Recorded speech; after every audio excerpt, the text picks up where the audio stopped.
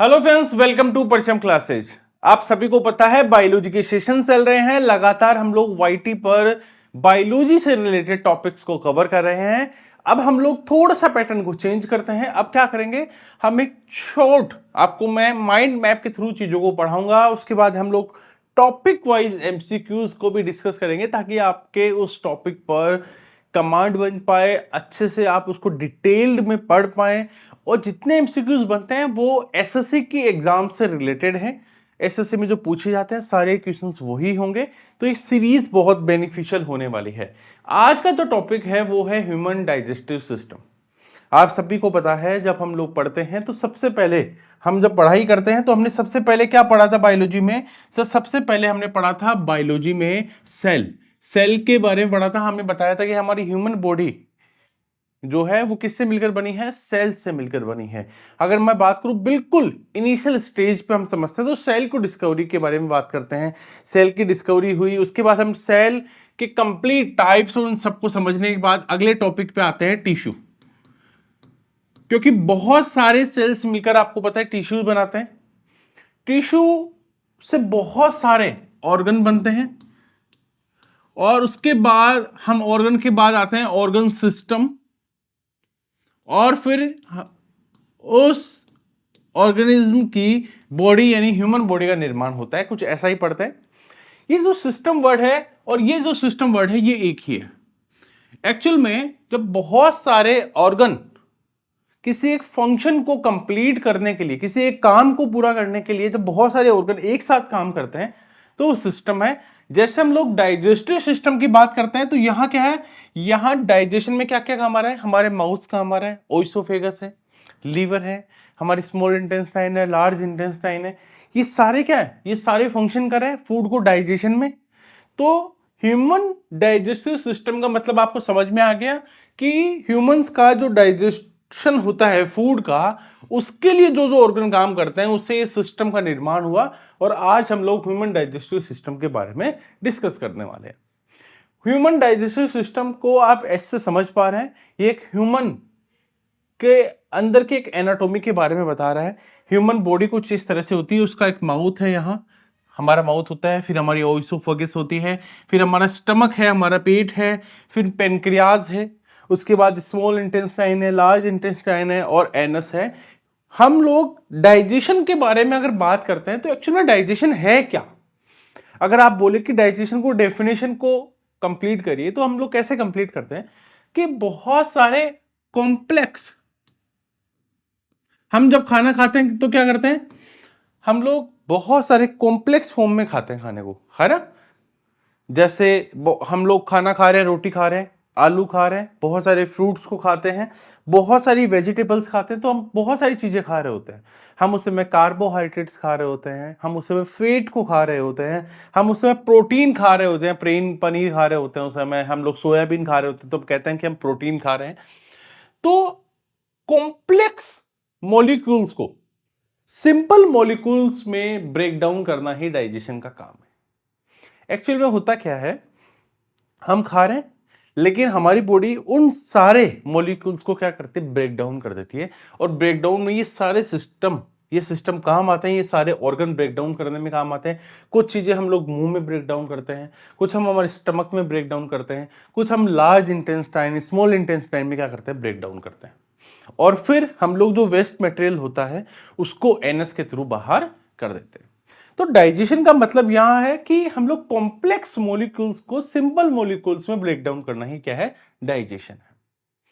अगर मैं बात करूं इसकी बिल्कुल सिंपल वे में आपको समझाना चाहूं तो ये एक स्ट्रक्चर है, आप सभी को समझ में आ रहा है।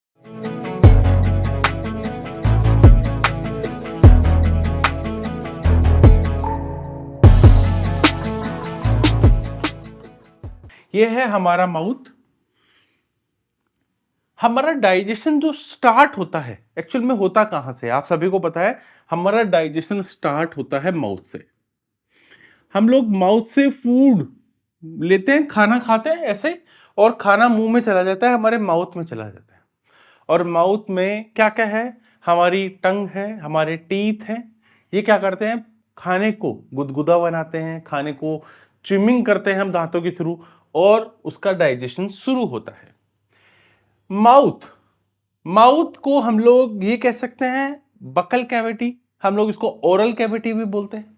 ठीक है, हमारे माउथ में सलेवरी ग्लैंड्स होती हैं। ये ग्लैंड्स के एक्चुअल में क्या करती हैं, एक रिलीज करती हैं। क्या रिलीज करती हैं? सलेवरी एमाइलेज रिलीज करती हैं। और ये क्या करते हैं, जो फूड को क्या करते हैं, डाइजेशन में हेल्प करते हैं। अब आपको एक बात पता होनी चाहिए कि हमारे माउथ में किसका डाइजेशन होता है। तो हमारे माउथ में डाइजेशन होता है कार्बोहाइड्रेट्स का। कार्बोहाइड्रेट्स का डाइजेशन हमारे माउथ में होता है। ये जो डाइजेशन है, इसमें क्या होता है, जो कॉम्प्लेक्स मॉलिक्यूल है कार्बोहाइड्रेट्स के, वो किस में ब्रेक डाउन हो जाते हैं, सिंपल कार्बोहाइड्रेट्स में। समझना, यहां हमारे माउथ में कार्बोहाइड्रेट्स का ब्रेकडाउन हो रहा है। कॉम्प्लेक्स कार्बोहाइड्रेट से वो सिंपल कार्बोहाइड्रेट्स में उनका ब्रेकडाउन होना शुरू हो गया है। तो हम ये कह सकते हैं ना कि हम माउथ में हमारा डाइजेशन सिस्टम स्टार्ट हो गया है। माउथ से हम क्या कर रहे हैं, खाने का पाचन शुरू कर रहे हैं। ठीक है, अब एक बात बताओ, हम कह रहे हैं सर कॉम्प्लेक्स कार्बोहाइड्रेट्स, ये वर्ड बार बार यूज ले रहे हैं कॉम्प्लेक्स। ये जो कॉम्प्लेक्स कार्बोहाइड्रेट्स है, ये एक्चुअल में होता क्या है? अच्छा एक बात बताओ, कॉम्प्लेक्स कार्बोहाइड्रेट्स का मतलब ये है स्टार्च। स्टार्च क्या है? एक कॉम्प्लेक्स कार्बोहाइड्रेट्स है। अच्छा, स्टार्च का पाचन करते हैं सर। एक्चुअल में स्टार्च क्या है, कुछ याद करने की कोशिश करो कि प्लांट जो होते हैं, पादप जो होते हैं, प्लांट अपना फूड, प्लांट क्या करते हैं, फूड बनाते हैं। ठीक है, प्लांट अपना फूड बनाते हैं और जो फूड होता है उसको कैसे स्टोर करते हैं, किस फॉर्म में, स्टार्च के फॉर्म में स्टोर करते हैं। और है ना, स्टार्च के फॉर्म में क्या करते हैं, अपने फूड को स्टोर करते हैं। अच्छा, हम भी क्या खा रहे होते हैं, हम कहीं ना कहीं प्लांट्स खा रहे होते हैं या प्लांट के और पार्ट्स को खा रहे होते हैं। प्लांट ही तो खा रहे होते हैं, वेजिटेबल्स हो चाहे वो अनाज हो, कुछ भी हो। इसका मतलब इनडायरेक्टली हम लोग स्टार्च खा रहे हैं। ठीक है, तो ये स्टार्च कॉम्प्लेक्स कार्बोहाइड्रेट्स है, इसको किस में ब्रेक डाउन करना है, सिंपल कार्बोहाइड्रेट्स में ब्रेक डाउन करना है। ओके, हम क्या कह सकते हैं इसके बारे में, मैं आपको एक स्लाइड दिखाऊंगा जिसमें सारी इंफॉर्मेशन होगी। उससे पहले एक छोटी सी इंफॉर्मेशन, मेरा एक जनरल साइंस का कोर्स है जहां आप लोग फिजिक्स, केमिस्ट्री, बायोलॉजी को डिटेल्ड में टॉपिक वाइज, जैसे मैं आज पढ़ा रहा हूं उससे भी बेहतरीन और नए नए तरीकों से मैं आपको अपने वीडियोस में एक्सप्लेन करता हूं। यहाँ वाईटे पर हम उन सब की प्रैक्टिस करते हैं। ये कोर्स बहुत बेनिफिशियल है, रिकॉर्डेड क्लासेस है, मेरी क्लास के नोट आपको मिलने वाले हैं। साथ में हमारा जीए का एक कोर्स है जिसमें economics, polity, history, geography, physics, chemistry, biology, static GK, mock test आपको मिलते हैं, पीडीएफ की क्लास नोट्स मिलते हैं, आपके डाउट क्लियरिंग सेशंस होते हैं, जाकर परचेज कर सकते हैं। कहाँ जाना है आपको जाना है परचम क्लासेस पर। वहाँ आप हमारी ऐप से परचेज कर सकते हैं कोर्सेज को, नए नए ऑफर्स आते रहते हैं। आप इन नंबर्स पर आपका कोई डाउट हो तो उसे क्लियर कर सकते हैं, आपको कोई प्रॉब्लम आ रही है तो आप यहाँ क्लियर कर सकते हैं। तो चलिए देखिए, हम लोग ह्यूमन डाइजेस्टिव सिस्टम में माउथ से बात कर रहे थे और हमारी पहली स्टेज ही माउथ थी। Mouth also known as buccal cavity, also known as oral cavity. हमारे माउथ में स्लेवरी ग्लैंड्स होती हैं, ये ग्लैंड्स क्या रिलीज करते हैं स्लेवरी एमाइलेज। जो क्या करता है, स्लेवरी एमाइलेज क्या करता है, ये हमारे जो माउथ में हमने जो फूड खाया है उसमें जो कार्बोहाइड्रेट्स है, कॉम्प्लेक्स कार्बोहाइड्रेट्स, उसको सिंपल कार्बोहाइड्रेट्स में ब्रेक डाउन करता है। यहां कॉम्प्लेक्स कार्बोहाइड्रेट्स का मतलब है स्टार्च। लेकिन अब यहां टिप और टंग, हम इनको स्पेशल एक लेक्चर में रिकॉर्ड करेंगे क्योंकि एक लेक्चर में सारा डाइजेस्टिव सिस्टम कवर करना मुश्किल है, इसलिए मैंने टंग और टिथ को स्पेशल एक वीडियो में रिकॉर्ड करेंगे जहां आपको मैं डिटेल में बताने वाला हूं। अब एक चीज आप देख पा रहे होंगे, अगर मैं बात करूं यहां पर, ठीक है, अब हमने फूड खा लिया। अब आपको यहां एक पाइप दिख रहा है, ये पाइप दिख रहा है, यस। ये पाइप क्या है, ये फूड पाइप क्या है, ये है ओइसोफेगस। क्या है आपका, ओइसोफेगस है। ओइसोफेगस को आप ऐसे समझ सकते हैं, ये एक फूड पाइप है। अब ये माउथ से कनेक्टेड है यहां से, और यहां से कनेक्टेड है किससे, स्टमक से। इसका मतलब ये किससे कनेक्टेड रहता है, ये हमारे माउथ से स्टमक को क्या करता है, कनेक्ट करता है। अब यहां कनेक्शन आप देख पा रहे हैं। अब कई बार इसकी साइज के बारे में पूछ लेते हैं कि इसकी जो साइज है वो क्या है, ठीक है। अब इस फूड पाइप की बात करते हैं, ऐसे फिगर्स की बात करते हैं तो 9 से 10 इंच है ना, 9 to 10 इंच लंबाई ये होती है। तो इसकी पता लगे हमें क्या होता है, 9 to 10 इंच इसकी हमारी लंबाई पता लगी। अब देखो एक्चुअल में ये मसल से मिलकर बना होता है, ये जो ओइसोफेगस है हमारा जा रहा है, ये एक्चुअल में मसल से मिलकर बना है। थोड़ा सा समझने की जरूरत है, सिर्फ थोड़ा सा, कि ये जो मसल्स हैं, ऐसा तो है नहीं कोई पाइप है जिसमें पानी डाला और सीधा चला गया, ऐसा नहीं है ना। एक्चुअल में ये किस प्रोसेस के थ्रू फूड हमारा माउथ से स्टमक में जाता है, वो है पेस्टरलाइसिस, है ना। पेरिस्टलाइसिस एक प्रोसेस के थ्रू जाता है। इसमें कैसे होता है, कुछ ऐसा समझिए कि एक पाइप है, ऐसे समझिए। तो चलो एक ये पाइप है, एक पेन को पाइप मान लेते हैं। इस पाइप पे मैं अगर मैं हाथ से ऐसे प्रेस करूं, ऐसे प्रेस करता हुआ चलूं, है ना, ये इसमें मान लीजिए ये हमारा फूड है ना, कुछ ऐसे समझिए। अब मुझे यहां ले जाना, तो मुझे क्या करना पड़ेगा, यहां से प्रेशर देना पड़ेगा। मैं ऐसे प्रेशर लगाऊंगा, है ना। तो इसमें क्या होगा, कुछ ऐसे प्रेशर लगेगा, हाथ से दबाऊंगा तो मैं, है ना। तो फिर ये फूड क्या होगा, फिर ये फूड यहां पहुंच जाएगा। फिर मैं यहां से प्रेशर करूंगा तो क्या होगा, ये यहां से ऐसे दबेगा, प्रेशर होगा, फिर ये खाना। तो ये पेरिस्टलाइसिस के प्रोसेस पे क्या होता है, फूड स्टमक में पहुंचता है, कर्मानुकुंचन की गति से ये फूड हमारा पहुंचता है। ये बहुत बार पूछा गया है पेरिस्टलाइसिस, है ना। अब इसके बारे में भी मैं आपको डिटेल में बता देता हूं, एक स्लाइड इसके बारे में डिस्कस कर देते हैं। ये देखिए, अब आप इसको देखिए, मैंने जो आपको तीनों लाइनें डिस्कस की थी उसके बारे में मैंने इनके बारे में बता दिया है कि क्या बात है। देखो हमने क्या बोला था, मैंने बोला था कि 9 to 10 इंच लॉन्ग है, कनेक्टेड विद स्टमक, स्टमक के साथ कनेक्टेड है। पेरिस्टलाइसिस की हेल्प से क्या होता है, फूड माउथ से स्टमक में जाता है। हमारा नेक्स्ट पॉइंट, पहले हमने पढ़ा, हमारा माउथ के बारे में डिस्कस किया, उसके बाद एसोफेगस के बारे में हमने बात की, and third important point stomach, पेट। हमारा स्टमक बहुत इंपॉर्टेंट टॉपिक है ह्यूमन डाइजेस्टिव सिस्टम का, स्टमक में आ जाता है। एक्चुअल में स्टमक में कुछ चीजें हैं। सबसे पहले गैस्ट्रिक जूस, हमारा स्टमक क्या रिलीज करता है, गैस्ट्रिक जूस रिलीज करता है। इस गैस्ट्रिक जूस में होता है HCl। HCl क्या है, HCl एक हाई एसिड है, हाई एसिड है HCl। अब HCl एक हाई एसिड है, इसका मतलब क्या करता है, जब हमें कई बार एसिडिटी होती है ना, क्या एसिडिटी, तो ये इसी के रीजन की वजह से हमें एसिडिटी होती है।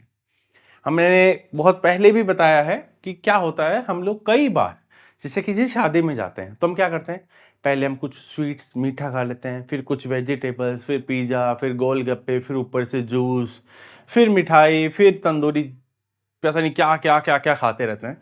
हमारे पेट को भी समझना मुश्किल हो जाता है कि हमने क्या क्या खाया है। तो पेट का अंदर का जो दिमाग है वो खराब हो जाता है और फिर शुरू होती है एसिडिटी। एक्चुअल में हम लोग जब ज्यादा स्पाइसी फूड खाते हैं या ओवर ईटिंग कर लेते हैं, ज्यादा खा लेते हैं, तो अब देखो हमारे स्टमक की कैपेसिटी है, उसको पता है कि भैया आज केवल 250 mg है ना, मुझे फूड आने वाला है, रेगुलर इतना ही आता है। आज आपने देखा कि आज तो शादी है, ज्यादा खा लिया। अब डाइजेशन के लिए क्या करना पड़ता है, HCl रिलीज करना पड़ता है हमारे स्टमक को, गैस्ट्रिक जूस, है ना। उसमें क्या होता है, ज्यादा आ गया तो ज्यादा एसिडिटी, ज्यादा HCl रिलीज करना पड़ेगा और ज्यादा HCl रिलीज होगा। अब HCl है हाई एसिड, आपको पता है, जिसकी pH वैल्यू बिल्कुल 1.6 के आसपास होती है, यानी 1 के आसपास एसिड वो pH वैल्यू होती है इसकी। अब ये इतनी एसिडिटी होगी तो हमें जलन महसूस होगी, तब हम कहते हैं मुझे यहाँ गले में जलन महसूस हो रही है, ये एसिडिटी है ना।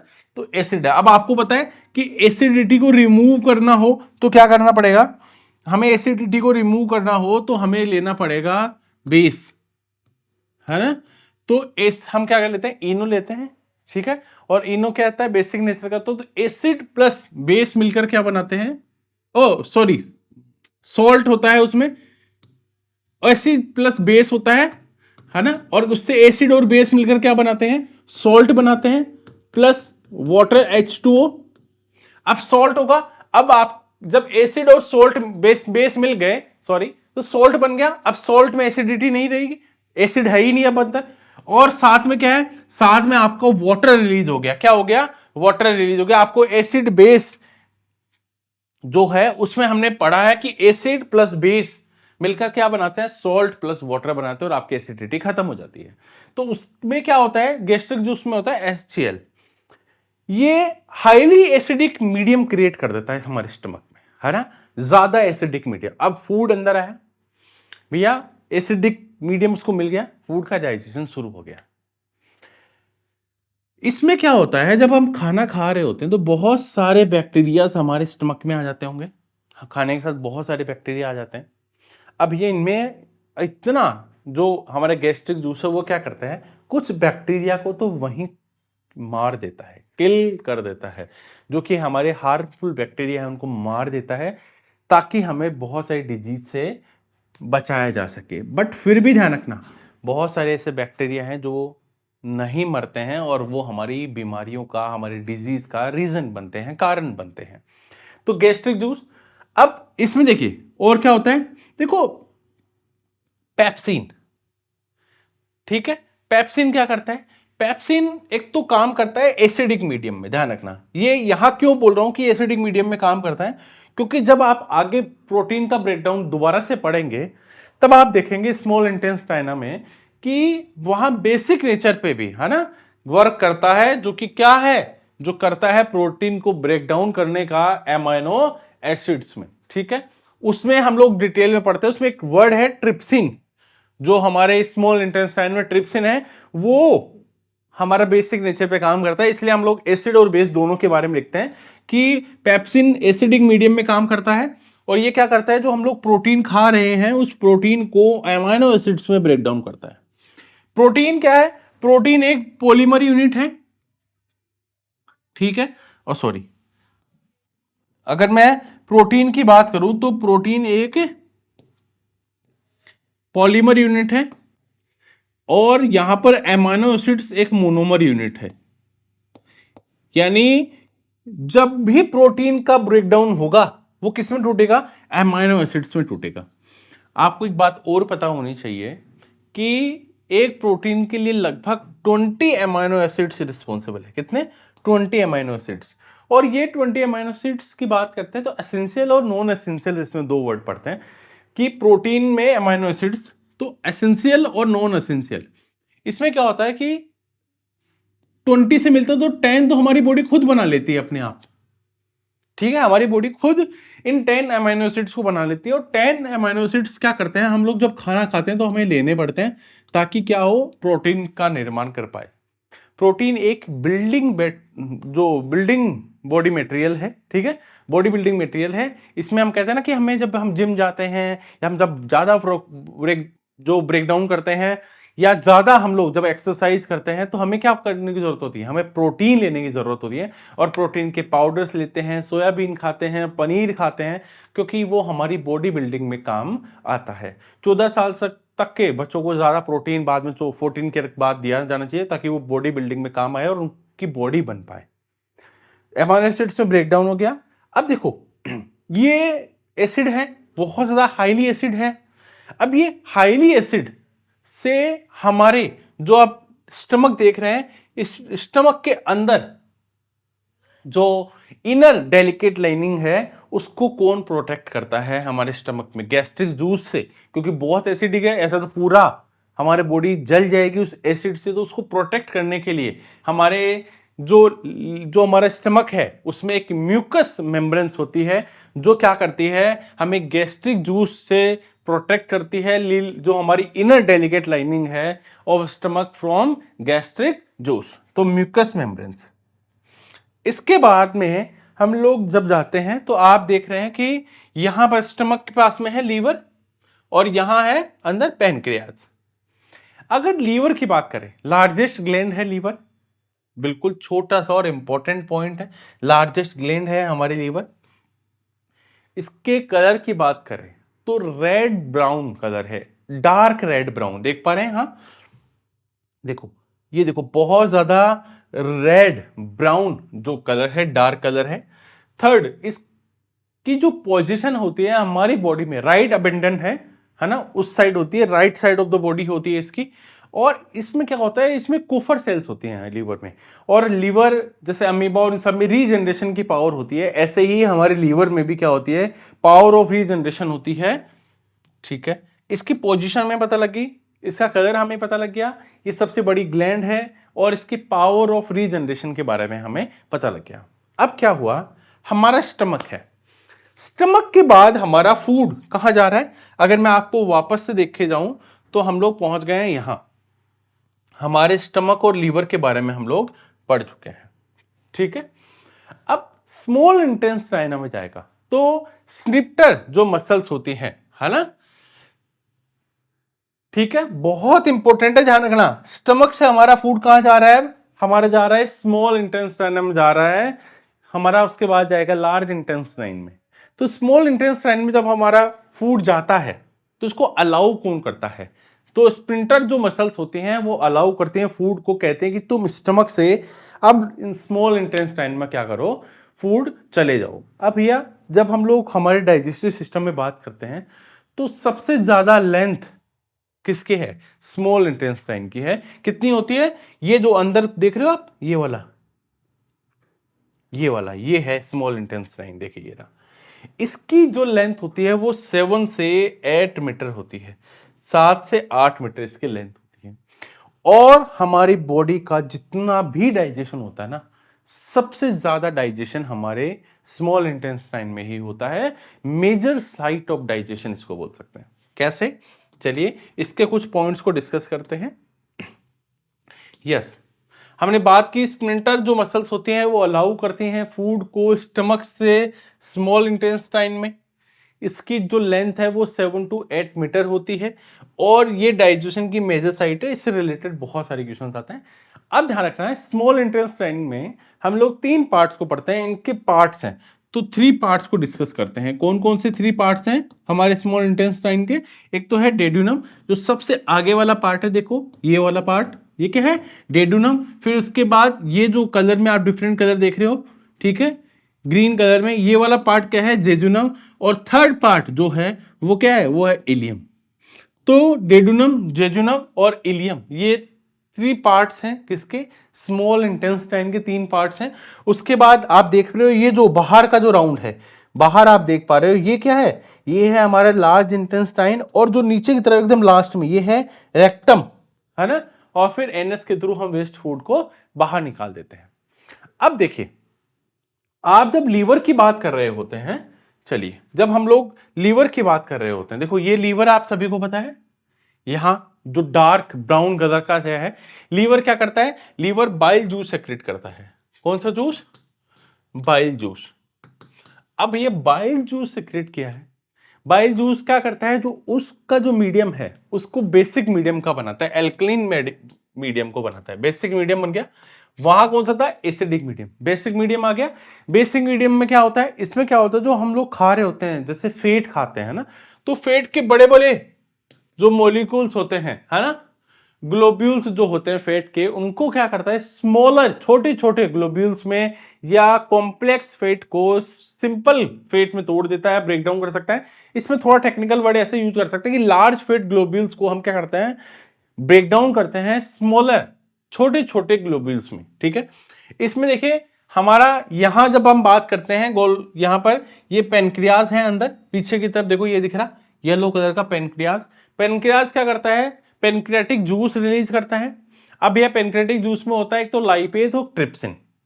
ठीक है, अब भैया स्मॉल इंटेस्टाइन की बात कर रहे हैं हम, मेजर साइट ऑफ डाइजेशन की बात कर रहे हैं, तो आपको पता है फेट जो है वो फैटी एसिड्स में ब्रेक डाउन होता है। तो फेट द फैटी एसिड में होता है, कौन करता है, लाइपेज। लाइपेज क्या करता है, लाइपेज आपका फेट को फैटी एसिड में ब्रेक डाउन करता है। साथ में हम ट्रिप्सिन की बात करते हैं, ट्रिप्सिन भैया काम करता है आपके बेसिक मीडियम में, वर्क्स इन बेसिक मीडियम, और काम क्या करता है, प्रोटीन को ब्रेक डाउन करता है एमाइनो एसिड्स में।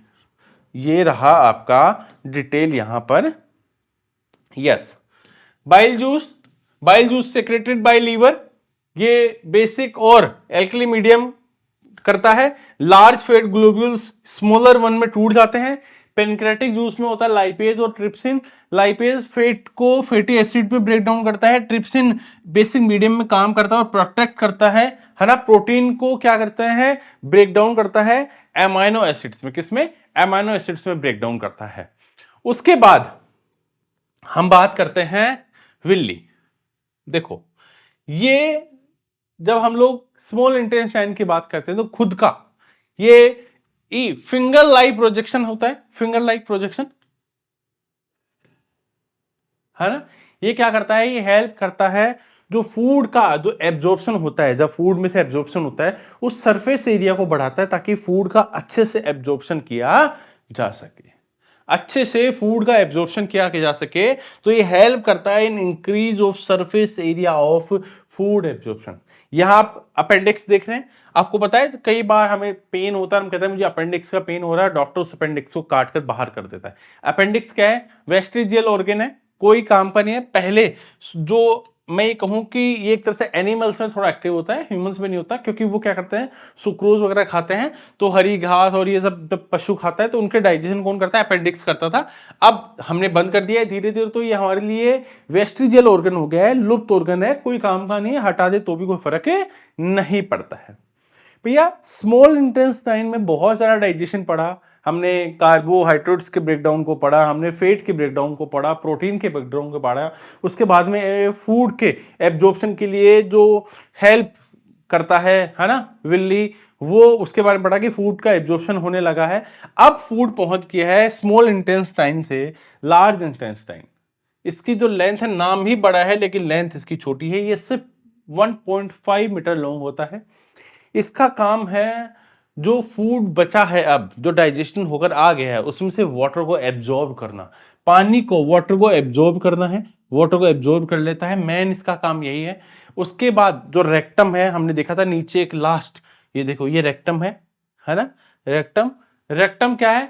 ये जो अब जो फूड बचा है, जो वेस्ट मटेरियल बचा है, जितना भी वेस्ट मटेरियल को क्या करता है, अपने अंदर स्टोर रखता है और क्या करता है, फिर जो भी वेस्ट मटेरियल उसको एनएस के थ्रू बाहर निकाल देता है। क्या करता है? एनएस के थ्रू बाहर निकाल देता है। अगर मैं पूरे ह्यूमन डाइजेस्टिव सिस्टम को एक बार रिकॉल करना चाहूं तो मैं कुछ ऐसे रिकॉल करना चाहूंगा। ये रहा आपके सामने, मैं एक बार फिर से पूरे आपके डाइजेशन सिस्टम को रिकॉल करते हैं। तो चलिए समझने की कोशिश करते हैं।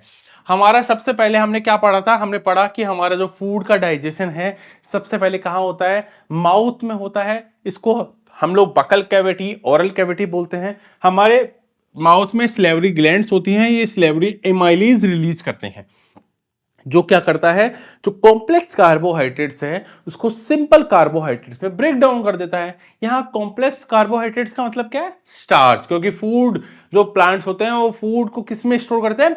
स्टार्च के फॉर्म में ही स्टोर करते हैं। हमारा फूड जब आया तो वो आया ओइसोफेगस में। ओइसोफेगिक फूड पाइप है जो कि जिसकी इंच होती है 9 to 10 इंच लॉन्ग होता है, 9 से 10 इंच लंबा होता है। इस पे किस प्रोसेस के थ्रू? पेरिस्टलाइसिस की प्रोसेस के थ्रू फूड माउथ से स्टमक में जाता है। और हमारा ओइसोफेगर किससे कनेक्टेड रहता है? हमारे स्टमक से कनेक्टेड रहता है, हमारे पेट से कनेक्टेड रहता है। हमारे स्टमक में होता है गैस्ट्रिक जूस, HCl की वजह से वो गैस्ट्रिक जूस एसिडिक मीडियम का होता है। इसका पहला प्राइमरी काम तो है कि जो भी फूड के साथ बैक्टीरिया आए हैं उनको मारना। और इसमें होता है पेप्सिन। इस एसिडिक मीडियम की वजह से पेप्सिन काम करता है, पेप्सिन अपना फंक्शन करता है। वो एक, ये कब काम करता है? जब एसिडिक मीडियम में, है ना। और प्रोटीन को एमाइनो एसिड्स में ब्रेक डाउन करता है। ये हाईली एसिडिक मीडियम जो होता है उससे हमारा जो गैस्ट्रिक जूस है, जिसका पीएच वैल्यू 1.6 के आसपास होती है, 1 के नियरेस्ट होती है, हमारे जो स्टमक है उसमें जो लीनर डेलिकेट लाइनिंग है उसको प्रोटेक्ट करता है। और कौन करता है? उसमें होती है एक मेम्ब्रेन्स, म्यूक्रस मेम्ब्रेन्स, जो क्या करती है, उससे गैस्ट्रिक जूस से हमें बचाती है। उसके बाद यहां है आपका लीवर।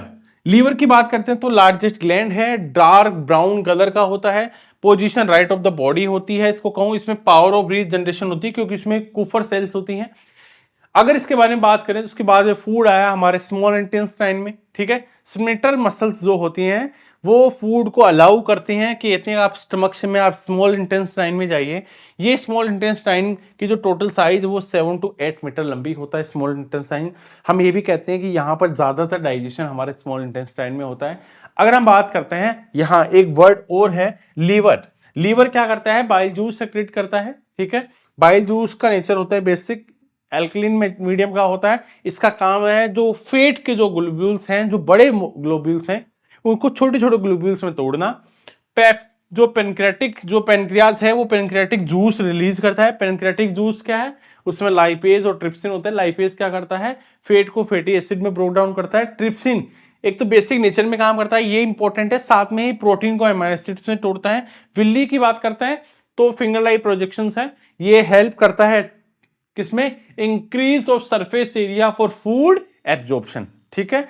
इसके बाद में हमने देखा लार्ज इंटेस्टाइन, इसमें 1.5 मीटर लॉन्ग होता है, लंबा होता है। ये वाटर को एब्जॉर्ब करता है बचे हुए फूड में से। और रेक्टम जो लास्ट वाला वर्ड है उसमें क्या होता है, जो हमारा वेस्ट मटेरियल वो स्टोर हो जाता है और जब है ना हम क्या करते हैं बाद में उसको रिलीज कर देते हैं एनएस के थ्रू। तो इस तरह से कंप्लीट एक डाइजेस्टिव सिस्टम को हमने देख लिया है। नेक्स्ट लेक्चर में मैं आपको इसके एमसीक्यूज भी कराऊंगा, साथ में ही आपको टिथ, टंग और जितनी भी ग्लैंड्स हैं उन सब के बारे में 1 to 1 करते हुए चलेंगे ताकि आपके कॉन्सेप्ट क्लियर हो जाएं। पीवाईक्यूज के सेशंस को देखना ना भूलें। अगर आपको वीडियो पसंद आ रहा है तो वीडियो को लाइक जरूर करें, अपने कमेंट जरूर करें। Thank you everyone, bye bye, take care.